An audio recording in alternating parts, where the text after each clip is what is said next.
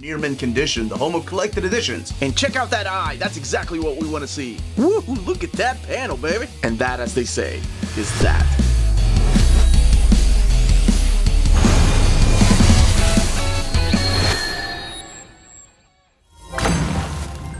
How's it going, all you mentees? Uncanny Omar here from Near Mint Condition, the home of collected editions. Today, I'm going to give you my overview of the Robotech, the complete Macross Saga Slipcase edition from Titan Comics. So let's take a look at this together.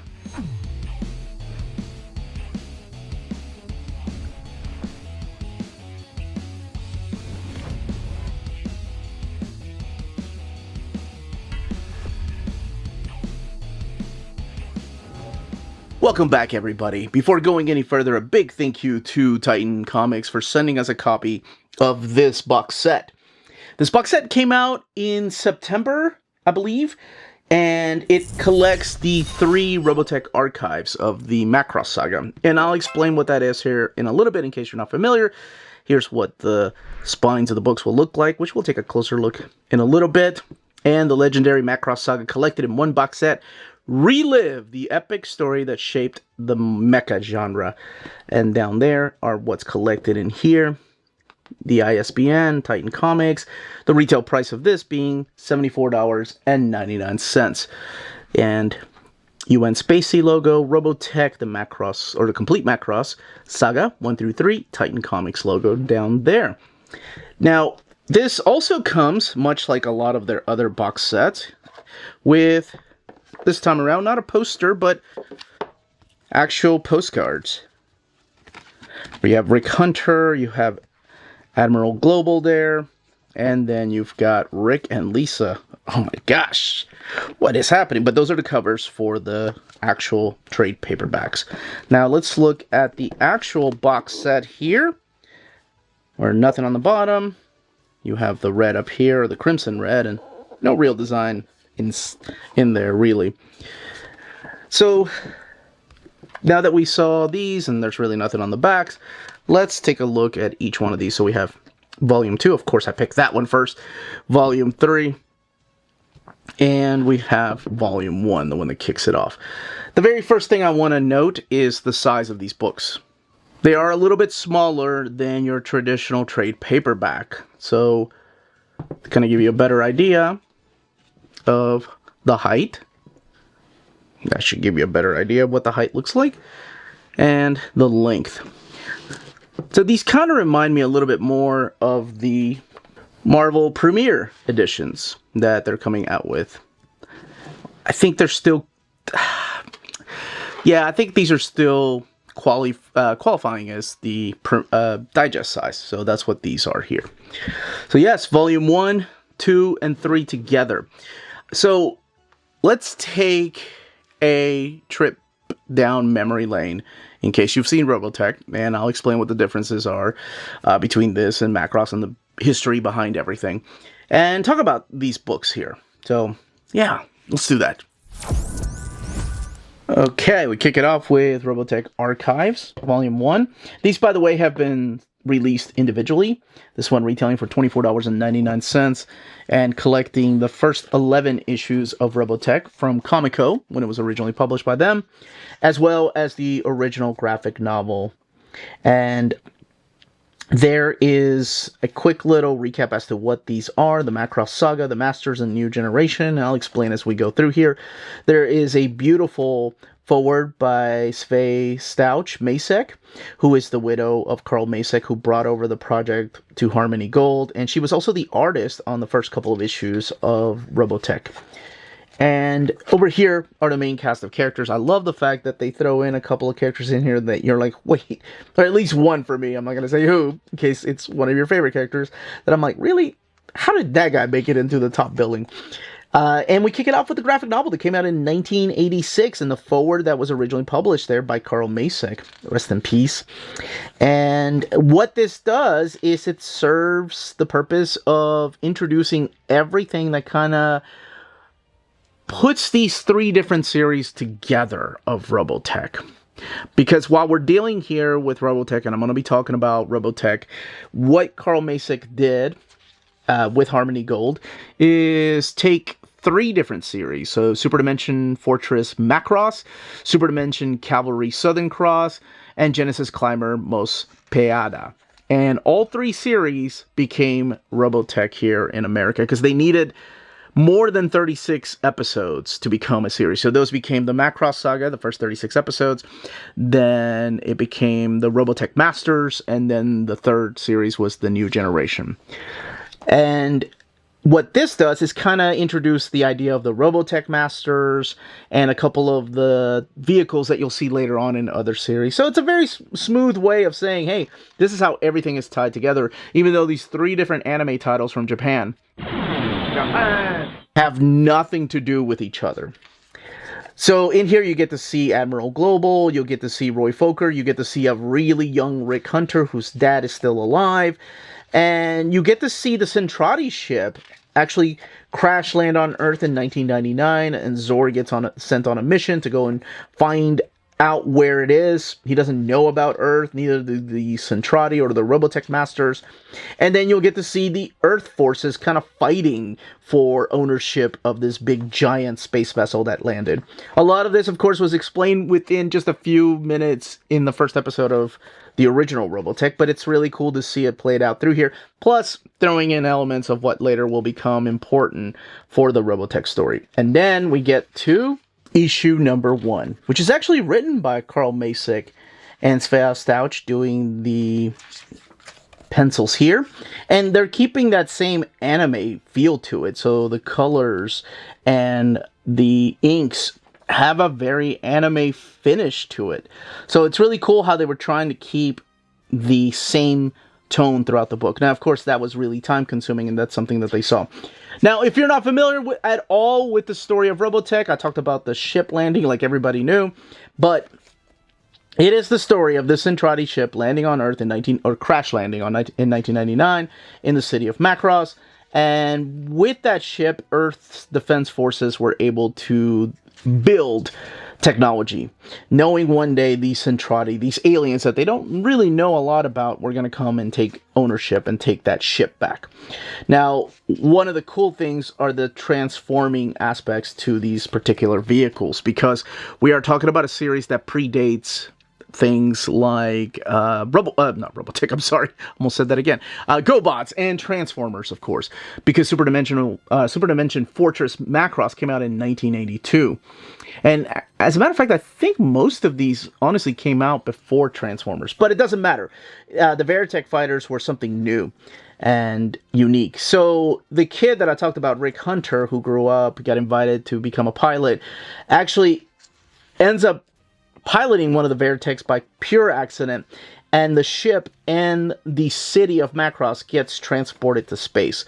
So, man, there's so many beautiful episodes in here. I can hear the soundtrack right now as I flip through the pages and I was reading these stories. It just takes me back to a particular time, which I'll talk a little bit about here in a second if you're interested in that. But the story is basically, yes, Earth's defense forces now have the giant ship called the SDF-1.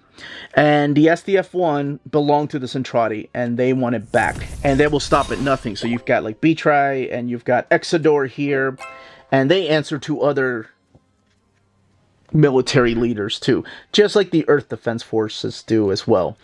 And they have their own warriors. You get Roy Fokker, who is the freaking man, his girlfriend Claudia, and you have Lisa, who is working actually in the front part of the ship with Admiral Global.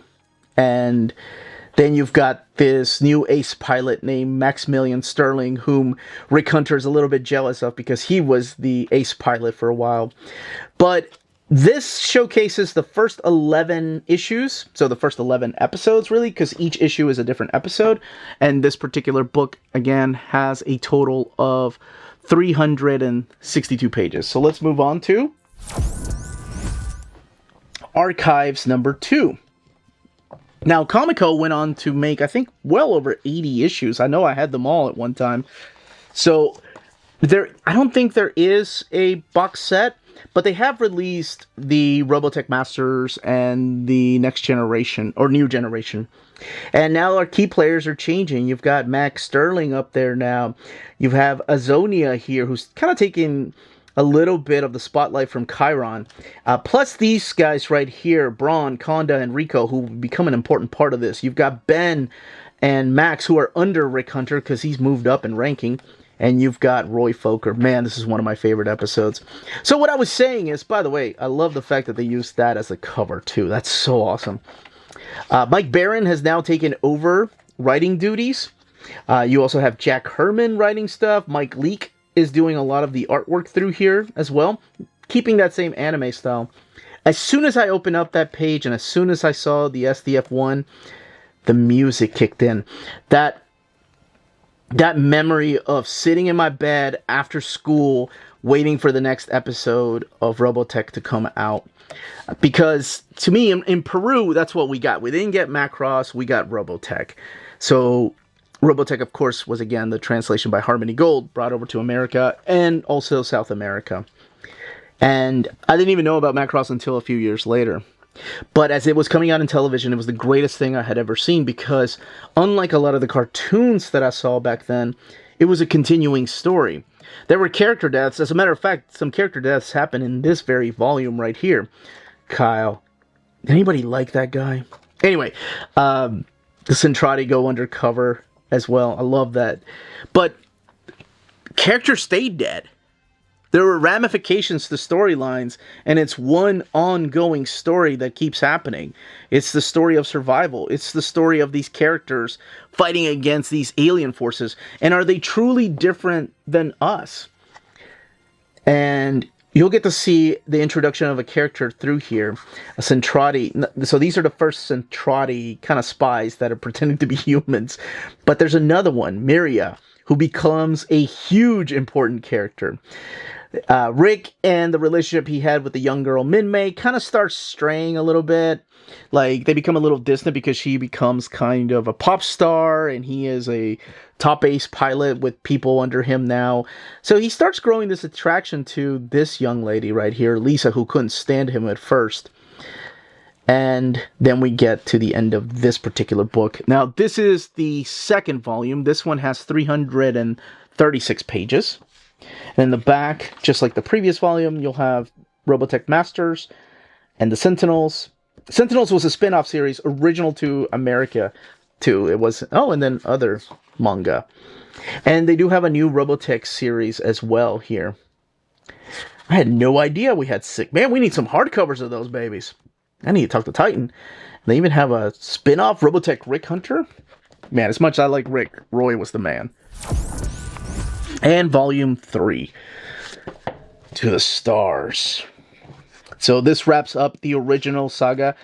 And later on in America, we ended up getting the actual Macross anime. That wasn't available before. As a matter of fact, there were a lot of companies that were trying to bring it over, but because Harmony Gold had the rights to Macross and the two other titles, it was really difficult for them to bring them over. But then eventually we did. Like, we ended up getting Macross 7 and Macross 2. We never got Macross 7 in America legally. I forgot about that. We got Macross Plus, which, oh man, still, that music. And I love the music in Macross. But, by the way, little cameos that we have through here. But the music in Robotech was my childhood. I still have that CD. I still have the Robotech art book. And it just brings back memories. Like, anytime I hear any of the themes, whether it's Rick's theme, whether it's Roy Fokker's theme, and it just brings me back to that childhood of, like, man, I just remember this. In the art book, it tells you their ages, like Roy Fokker's 27. And I remember thinking, like, I was Rick, let's see, Rick was young when he first started. I want to say he was like 8 years old at the very beginning. And then by the time he got the letter, he was 15 and then 19 years old. And I remember being that age of like 9 or 10 years old and thinking, man, that's so awesome. I can't wait to be old like Rick Hunter at 19. And then I thought, oh man, but then one day I'm going to get really old at 27 like Roy Fokker. 27. That was 20 years ago. Markelan Joplin is now the main artist, or the main writer on the book. Of course, this is an adaptation of all of the series. But what they do is a little bit different here.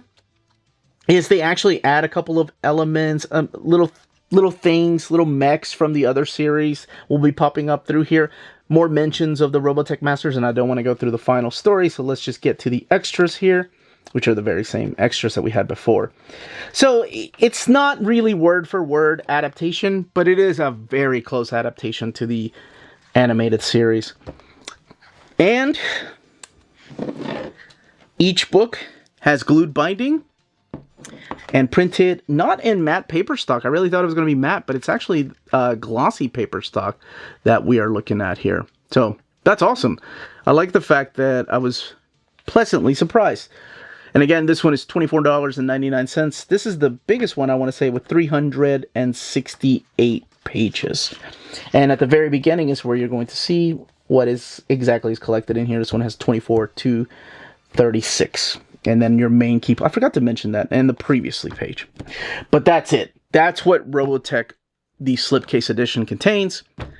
And that was a nice trip down memory lane. That, as they say, is that. If you're interested in purchasing this Slipcase edition, don't forget to check out our sponsor, CheapGraphicNovels.com, your online home for graphic novels and collected editions up to 50% off cover price. They have excellent shipping and prompt and helpful service. Check out their bargain deals for up to 90% off cover price. And don't forget that CGN also takes pre-orders. That way you don't miss out on the hottest releases. And they are currently running a special promotion for you Minties. If you're a first-time customer, after receiving your order confirmation email, reply back to that email and let them know near mint condition sent you their way. They will then apply a free shipping promotional credit to your next order in the US. Cheap Graphic Novels, your source for the hottest books with the kind of deep discount, quality shipping, and customer service that will keep you coming back for more. And that was the content, the page count, and build of each of these books, and what the Robotech Archives are. If you have any comments, leave them down below. If you have memories of Robotech, or of course Macross, depending on where you grew up or when you watched it, let me know in the comments down below. If you wish for Titan Comics to continue these slipcase editions with the Robotech Masters and, of course, the Next Generation, or any of the uncollected Robotech, let me know in the comments down below. But that is it, everybody. Thank you for watching. This brought back a lot of memories, especially that soundtrack. Much love.